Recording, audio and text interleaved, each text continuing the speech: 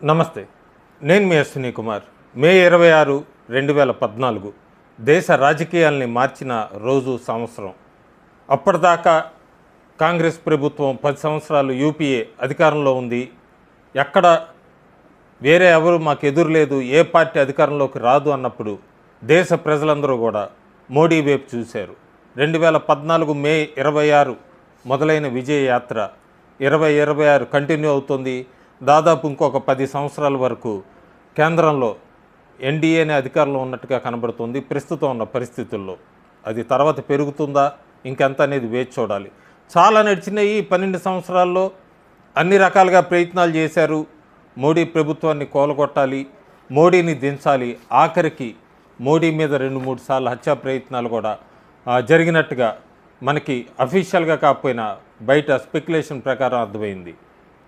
విపక్షాలు విదేశీయులతో కలవటం లేదు, భారతదేశాన్ని అస్థిరపరచడానికి అన్ని రకాలుగా ప్రయత్నించారు, రైతుల్ని రెచ్చగొట్టారు, అట్లాగే కొన్ని రాష్ట్రాల్లో యాంటీ సోషల్ ఎలిమెంట్స్ని రెచ్చగొట్టారు, ముస్లింలను రెచ్చగొట్టారు. బీజేపీ వస్తే మీకెక్కడా కూడా ముస్లిమ్స్ని విడగొట్టేస్తారు, మిమ్మల్ని పంపించేస్తారని ముస్లింలని వర్గాల్ని రెచ్చగొట్టారు. కానీ మోడీ మాత్రం సబ్కా సాత్ సబ్కా వికాస్ అనే దాంతోనే ముందుకు వెళ్ళాడు. అందుకే 12 సంవత్సరాలు 3 సార్లు హ్యాట్రిక్ విజయం సాధించాడు ఆయన. రాబోయే రోజుల్లో కూడా అదే కనబడుతోంది. ఆఖరికి 75 సంవత్సరాలు వచ్చేసింది, రాజీనామా చేసేస్తున్నాడు.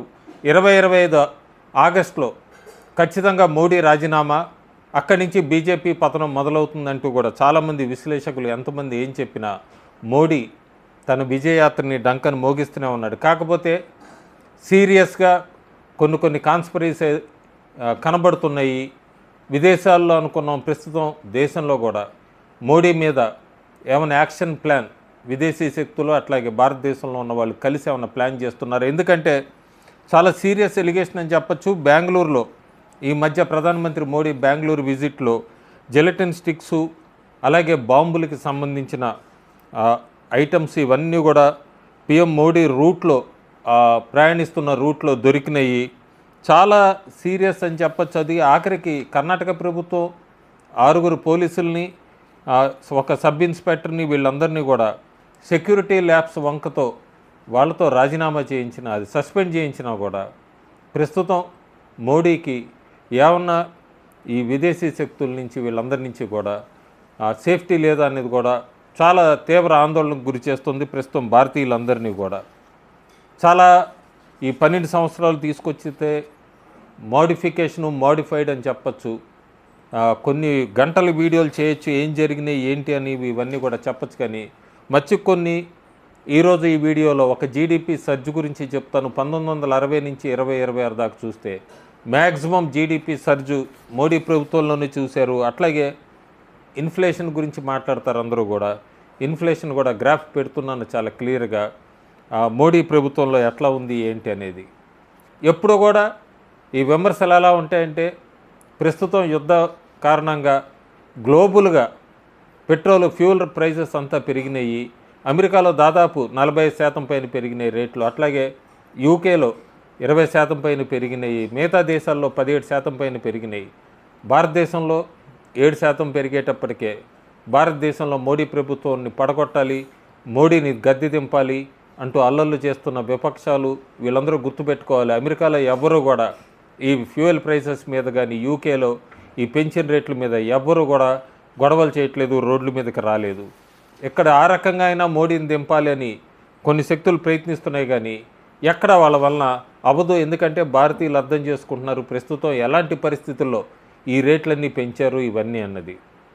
ఇంకొకటి, బీజేపీ రూల్ చేస్తున్న రాష్ట్రాల్లో చూస్తే మనం పెట్రోల్ డీజిల్ రేట్లు ఎట్లా ఉన్నాయి, అట్లాగే కాంగ్రెస్ రూలింగ్ రాష్ట్రాల్లో ఎంత తేడా ఉంది. వీళ్ళు నిజంగా ప్రజలకు సేవ చేయాలనుకుంటే ఆ సెస్ రేట్స్ ఇవన్నీ తగ్గించుకొని రావచ్చు కదా.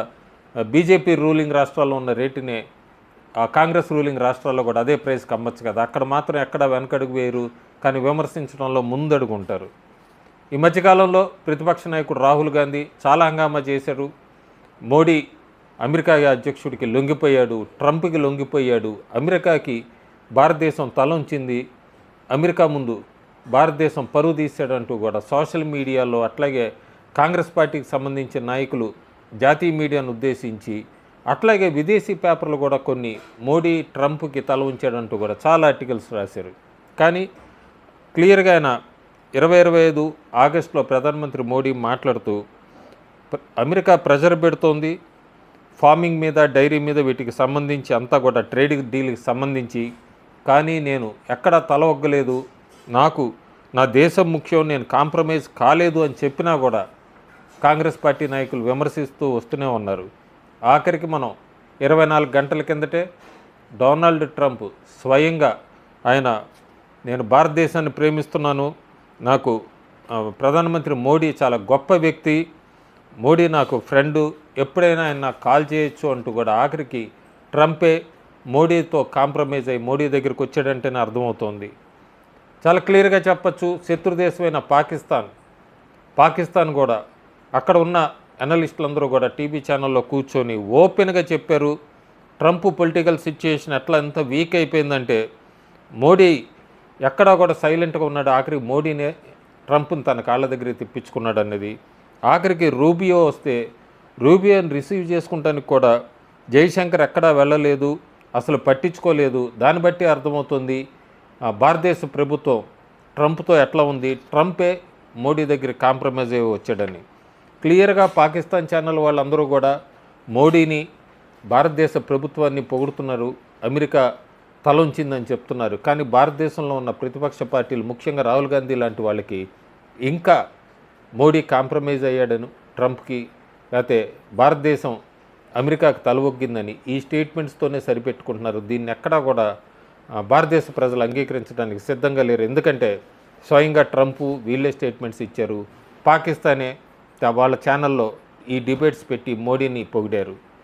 సో దీన్ని బట్టి అర్థమవుతుంది కొత్తగా యూత్ని రెచ్చగొట్టడానికి ప్రయత్నిస్తున్నారు, యూత్ని రోడ్స్ మీదకి తీసుకురావాలి, యూత్తో పెద్ద యాజిటేషన్ చేయించాలని.